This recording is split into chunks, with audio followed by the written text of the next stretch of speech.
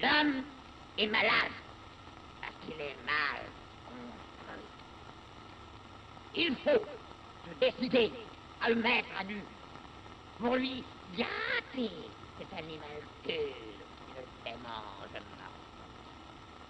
Dieu, et avec Dieu, ses organes, oui, ses organes, tous ses organes, car, tuez-moi si vous le voulez, il n'y a rien de plus inutile que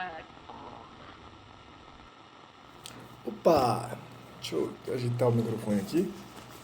Acho que tá mais ou menos ajeitado. Se eu falar um pouco alto, acho que vai dar pra chegar legal. E aí, galera, bom dia, boa tarde, boa noite. Estamos hoje no dia 1º de abril, dia da mentira, dia pós-golpe que não aconteceu de novo, né? Ainda. Bom, tudo muito estranho, tudo muito esquisito, tudo muito depressivo e caótico, e a revolta ainda não está organizada, a raiva não está bem organizada. Organize aí na sua casa a raiva, pra gente conseguir fazer alguma coisa junto, né? É fundamental aí, né? Organizar alguma discórdia, alguma raiva, porque tá bagunçadíssima essa história toda. Mas se você precisar organizar a tristeza também, tome seu tempo, organize sua tristeza, organize sua alegria também, importante, né? Importante é isso ganhar forma no seu corpo e não se desmanchar, porque tá difícil manter qualquer formação, qualquer processo formativo no meio dessa pinóia toda. Mas, enfim, diante disso, alguma coisa se mantém, né? Alguma coisa se organiza. Essa é a minha forma de me organizar por enquanto.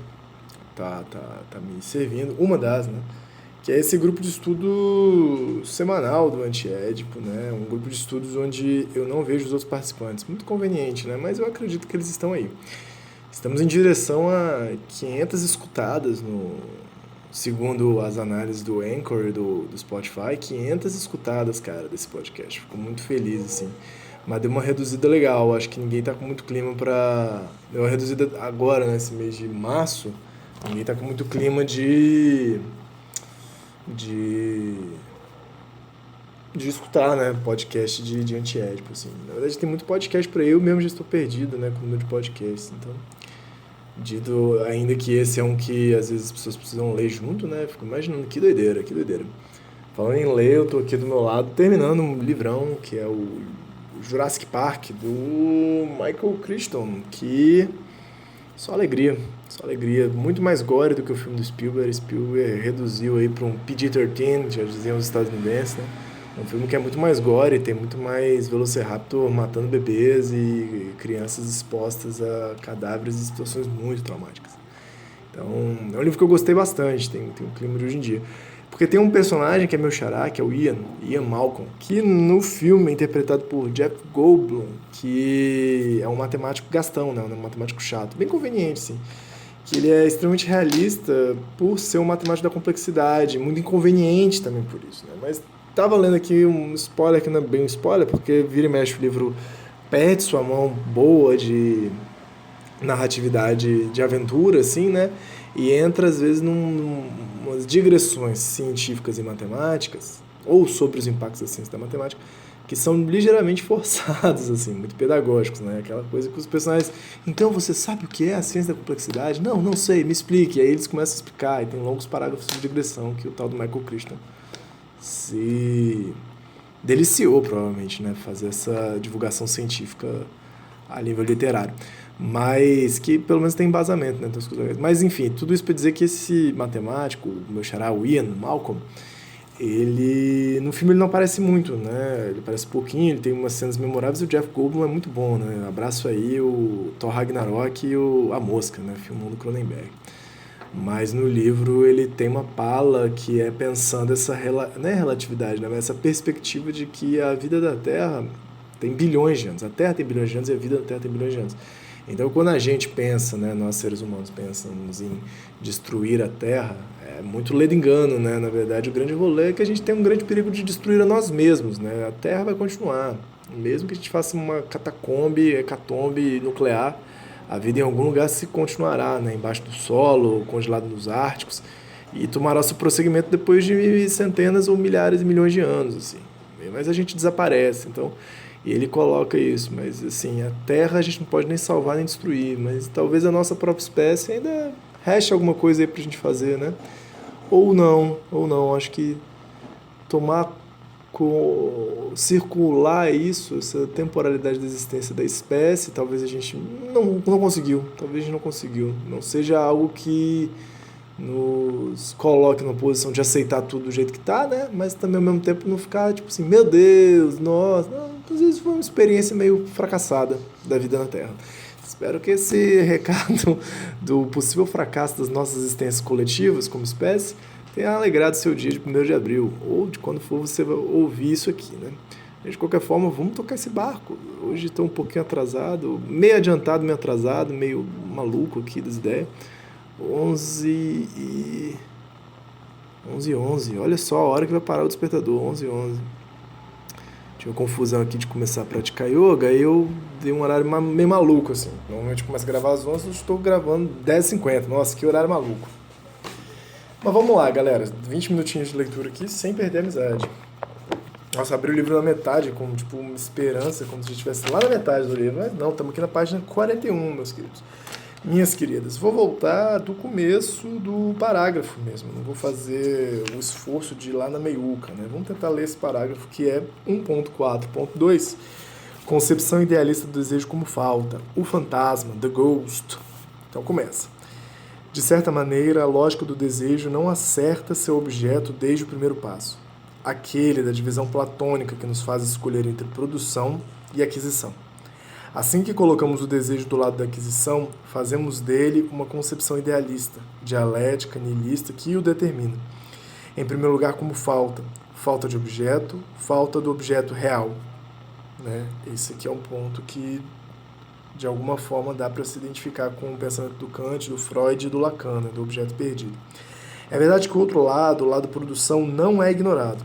Coube mesmo a Kant operar uma revolução crítica na teoria do desejo, ao defini-lo como, entre aspas, a faculdade de ser, pelas suas representações, causa da realidade dos objetos dessas representações.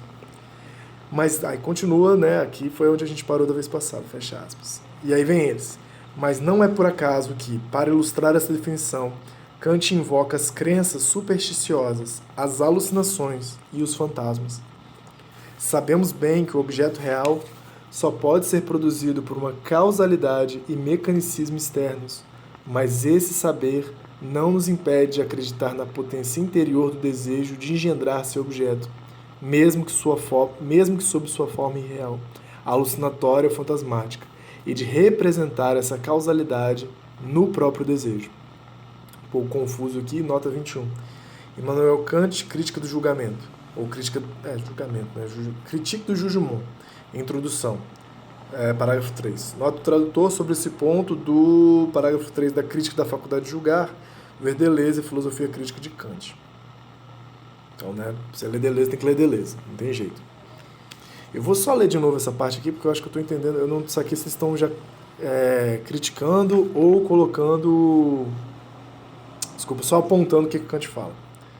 Mas não é por acaso que, para ilustrar essa definição, Kant invoca as crenças supersticiosas, né, a relação do objeto com o desejo, as crenças supersticiosas, as alucinações dos fantasmas.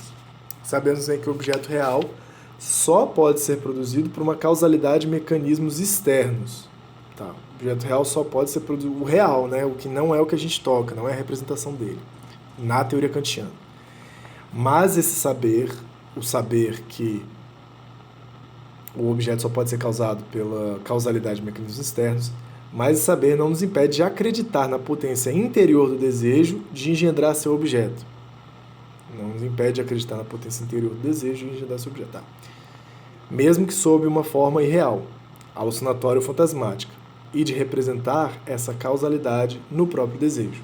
Tá legal? Então é como se tem essa separação endoplatônica, né? Há uma causalidade, uns mecanismos que atuam fora de nós e que o desejo apreende, pode até mesmo apreender esses mecanismos, né? Não pode apreender o objeto em si.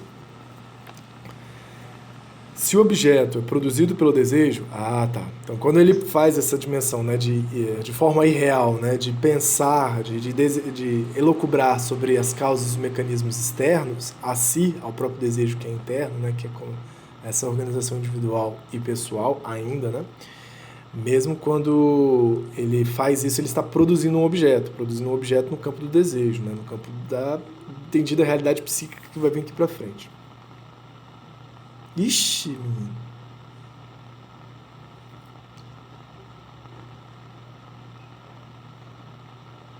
Que doideira, apareceu uma ligação aqui, eu não sei se deve ter interrompido um pouquinho a gravação, mas vou continuar aqui na esperança, deixa eu ver aqui, tá piscando, tá contando tempo, teve uma ligação de um número fixo, eu não atendo mais números fixos assim, ou atendo se for telemarketing, eu não me seduzo pela ideia do telemarketing, a pessoa fala, olá, bom dia, numa voz mecânica, eu já, com licença, desligo assim, porque se der trela, pô, é muito difícil, aí desprender é um negócio muito desumano a parada, não que a minha resposta seja tipo assim, a mais humanitária, né? Mas, enfim.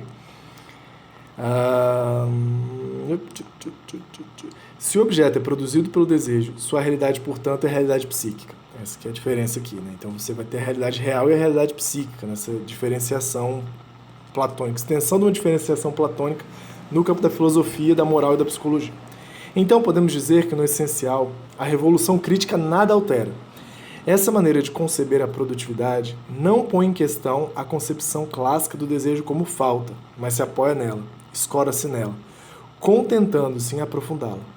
Com efeito, se o desejo é falta do objeto real, sua própria realidade está numa essência da falta, entre aspas, que produz o objeto fantasmático. Há sempre uma distância entre os nossos objetos, o objeto real, e a nossa apreensão, assimilação dos objetos. Essa é uma hipótese do desejo como falta. Então a gente preenche essas lacunas com as nossas representações, com as nossas referências, com o nosso desejo de alguma maneira, né? O desejo que produz, na verdade, representação do objeto. Concebida assim como produção, mas produção de fantasmas, o desejo foi perfeitamente exposto pela psicanálise. Esse foi o trabalho do Sr. Freud e da galera que veio depois. No nível mais baixo da interpretação, isso significa que o objeto real que falta desejo remete, por sua vez, a uma produção natural ou social extrínseca, independente do sujeito, né? Isso aqui é parênteses mesmo. Viu? Ao passo que o desejo produz intrinsecamente um imaginário que vem duplicar a realidade, como se houvesse, entre aspas, um objeto sonhado atrás de cada objeto real, ou uma produção mental atrás das produções reais. Então isso é muito importante, é como se aquilo que fosse ficcionado, aquilo que fosse mentalizado fosse diferente do mundo real, do mundo social, do mundo da natureza, dessas causas extrínsecas, né? Esse apartamento, essa separação, ela é fundamental para o pensamento do desejo como falta. Estava até ouvindo agora um podcast do Christian Dunker falando sobre a depressão, como há essa dimensão materialista do neoliberalismo atual, né? Ao mesmo tempo materialista e transcendental do neoliberalismo atual, que de alguma forma coloca na psicologia um lugar de invenção, né? Que pela via do esforço, pela via do comportamento, pela via de leitura do número de hormônios, do número de... Como é que o negócio produz sinapses lá? Dos nossos neurotransmissores, por meio dessa contagem, pode-se dizer que, tipo, a depressão é só algo psicológico. É preciso fazer um esforço para superá-la, né? Tipo, no sentido de você, a pessoa livre para investir e pensar e trabalhar e gerenciar sua própria vontade. Então, causas psíquicas são causas inventadas, né? São meras invenções que distanciam a gente dessa realidade material de gerência de cada um de nós, a possibilidade, por exemplo, de administrar dopamina, serotonina, seja por meio de esporte, seja por meio de transar, seja por meio de querer, né? O simples ajustar, ou mesmo fé, né? Então, o que rola hoje é essa frase, esse enunciado, eu acho que ele expressa muito bem essa dimensão dessa separação do natureza e do social como extrínsecos e da mentalidade como algo pessoal. E pessoal hoje em dia que a gente pode investir, pode modificar, pode gerenciar, em outras palavras, né? Então, esse enunciado, né? Isso é apenas psicológico. Isso é algo psicológico, como se não existisse, né? E aí ele vai trabalhando nesse podcast, ao menos, que tem um livro dele agora, né, falando sobre depressão, essa dimensão da não dissociação entre o campo psíquico e o campo da realidade social, o campo da natureza. Ao mesmo tempo, poder pensar que certas ficções produzem realidade. Não é que é do campo da ficção que não vai produzir realidade. E não tem como não dizer também que a realidade se comporta, se configura como uma certa narrativa, como uma certa ficcionalidade, né? que pode ser dominante, pode ser singular. Enfim, não sei se deu para sacar muito a digressão, mas esse ponto eu acho que me remeteu a isso. E essa continuidade que a psicanálise pode oferecer de colocar a realidade psíquica como apartada da realidade material, social e natural. Esse nível quase como um sonho aqui que eles colocam, né? Certamente, a psicanálise não é obrigada a dedicar-se ao estudo dos gadgets e dos mercados, na sua forma mais miserável, a de uma psicanálise do objeto, psicanálise do pacote de macarrão fininho, do automóvel, do fulano. Nossa, que curioso, né? Mas aqui, certamente a psicanálise não é obrigada, né? Não é obrigada a dedicar-se ao estudo dos gadgets, das aparelhagens, desses equipamentos e dos mercados, né? Dos impulsos, dos fluxos, né? Comerciais e mercadológicos. Na sua forma mais miserável, a de uma psicanálise do objeto, psicanálise do pacote de macarrão fininho, curioso, né? Do automóvel, do fulano, né? Mas me remete a coisa pasteurizada e individualizada. Talvez o macarrão fininho fosse o miojo aí da época do Deleuze e do Guattari. Porém, mesmo quando o fantasma é interpretado em toda a sua extensão, eu vou ter que pausar aqui um instantinho. Primeira vez na história desse episódio, eu vou ter que pausar aqui um pouquinho. Bom, e pela primeira vez na história desse episódio, eu despausei o gravador, mas vamos continuar aqui que a gente vai conseguir terminar esse parágrafo hoje. Porém, mesmo quando o fantasma é interpretado em toda a sua extensão, não mais como um objeto, mas como uma máquina específica que põe em cena o desejo, essa máquina é apenas teatral e deixa subsistir a complementaridade de que ela separa. Então, a necessidade é que é definida pela falta relativa e determinada do seu próprio objeto, ao passo que o desejo aparece como aquilo que produz o fantasma e produz a si próprio, separando-se do objeto, mas também reduplicando a falta, levando-a ao absoluto, fazendo dela uma, entre aspas, incurável insuficiência de ser. Entre aspas, uma falta de ser que é a vida. Fecha aspas. Disso deriva a apresentação do desejo como apoiado nas necessidades. Caraca, eu estava estudando ontem isso aqui no grupo do Lacan, cara. Deriva a apresentação do desejo como apoiado nas necessidades, mantendo-se a produtividade do desejo sobre o fundo das necessidades e da sua relação de falta com o objeto. Teoria do apoio. Porque o que eu estava lendo ontem, estudando no grupo do Seminário 5, das Formações do Consciente de Lacan, é esse ponto, assim, né, que você como ser humano, eu como ser humano, a gente já não tem mais só uma necessidade. A necessidade sempre vai cair numa dimensão do fantasma, do imaginário, que é a necessidade de nos manter vivos, né? Seja fome, seja sede, seja a dimensão do carinho, né? do aquecimento, da socialização, tudo isso. Quando a gente nasce, a gente já se insere num campo onde toda essa necessidade humana, básica, fundamental, né? De cada um de nós como espécie, já é envolvida por discurso, já é envolvida pelo grande outro, né? Já tem uma relação com esse grande outro que é o discurso, que é a fala. Por quê? Porque a gente tem que manifestar isso em linguagem, né? E nem que a gente tem que manifestar. Quando a gente nasce, alguém já deu um nomezinho pra gente, alguém já deu um apelido, alguém já deu um gênero pra gente. Então, e de alguma forma, quando a gente chora, né? Quando baby, já tem outrozinho que nos traz a ideia do grande outro, já interpreta, já traz um significante, já envolve nossa necessidade com essa dimensão de uma demanda, né? A demanda é esse apoio da necessidade no significante.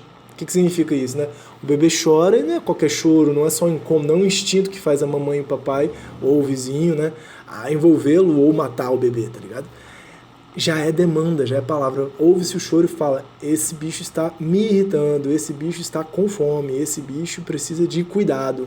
Isso aí já é palavra, isso já é significante, já envolve nessa questão que é a linguagem.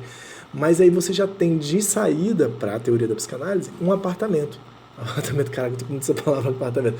Mas uma separação entre um apoio, né, entre a necessidade e a demanda ao significante, à palavra, ao grande outro. Então, eu estou entendendo que essa teoria do desejo, uma hora isso vai chegar na dimensão do desejo, né? Tem uma diferença entre a demanda e o desejo, e o desejo, na verdade, não é essa metáfora da necessidade. A demanda é uma metáfora da necessidade. Poder metaforizar, poder botar outra palavra, substituir um acontecimento, né, um certo encontro com uma palavra, com um significante. Isso é fome, isso é sede, isso eu quero você mais perto, eu quero você mais longe, né? Isso é demanda.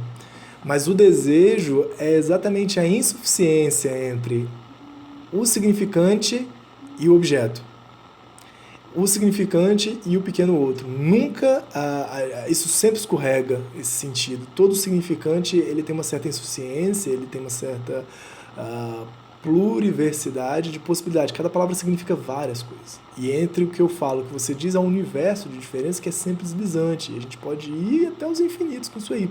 Nesse sentido que a psicanálise vai se apoiar muito em torno disso, né, do campo de simbolização das nossas vidas, no sentido desse cadeia de significante que a gente se introduz e produz, na verdade, também, como essa dimensão faltosa, né, do desejo e da demanda, apoiado na necessidade, né? Disso deriva a apresentação do desejo como apoiado nas necessidades, mantendo-se a produtividade do desejo sobre o fundo das necessidades e da sua relação de falta com o objeto, teoria do apoio. Não sei se com minha devagação ajudou, né? Mas enfim. Em suma, quando se reduz a produção desejante a uma produção de fantasma, contentamos-nos em tirar todas as consequências do princípio idealista que define o desejo como uma falta, e não como produção. Produção, entre aspas, industrial. Clément Rosé disse muito bem: sempre que insiste numa falta que faltaria ao desejo para definir o seu objeto, entre aspas, o mundo se vê duplicado por um outro mundo, seja qual for, segundo esse itinerário. O objeto falta ao desejo, logo o mundo não contém todos os objetos. Falta-lhe pelo menos um, o do desejo. Logo existe um objeto, alhures, que contém a chave do desejo. Um que falta ao mundo. Fecha aspas. Ficou bonito isso aqui, né? Clément Rosé, Logique du Pire. Ou a lógica do pior, talvez? Enfim. Cara, ficou isso aí a digressão de hoje, acho que tá quase dando tempo. Eu queria voltar no parágrafozinho, não vou começar não, porque o próximo é 1.4.3, o real e a produção desejante, sínteses passivas.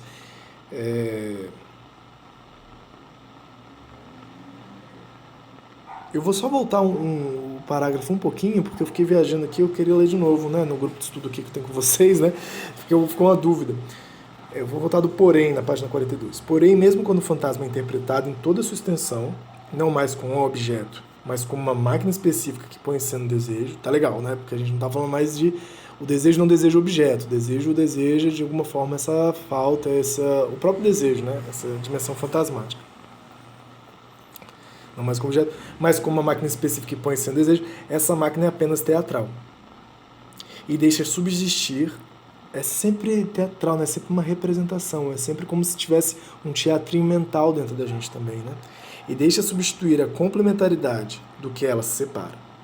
Deixa subsistir a complementaridade do que ela separa. Deixa subsistir, deixa de canto, né? A complementaridade do que ela separa, ou seja, o objeto no campo do real mesmo. Então a necessidade é que é definida pela falta relativa.